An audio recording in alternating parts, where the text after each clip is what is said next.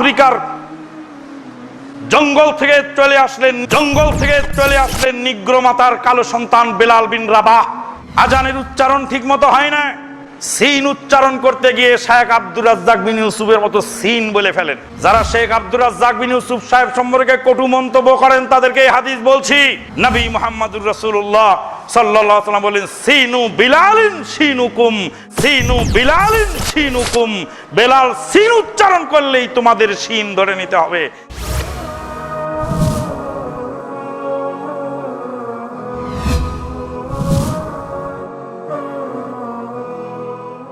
আমাদের দেশের সালাফি আলেমরা জাল হাদিস আনতে কোনো রকম কুণ্ঠাবোধ করেন না, কোনো রকম দ্বিধাবোধ করেন না।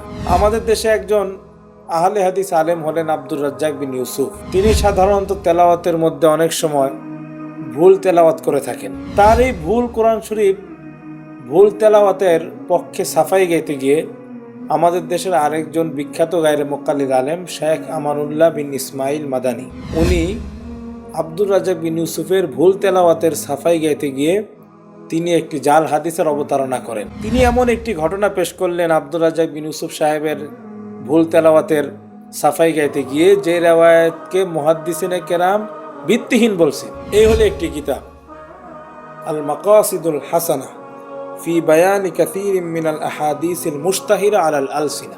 ইসমাইল আল আজনুনী রাহিমাহুল্লাহ লেখা কাশফুল খাফা ও মুজিলুল ইলবাস আম্মা ইশতাহারা মিনাল আহাদিস আলা আলসিনাতিন নাস। আল মাসনু ফি মারিফাতিল হাদিসিল মৌজু হাদিসের উপর লেখা এই কিতাব। আল আসরারুল মারফুআ ফিল আখবারিল মাওজুআ। জঙ্গল থেকে চলে আসলেন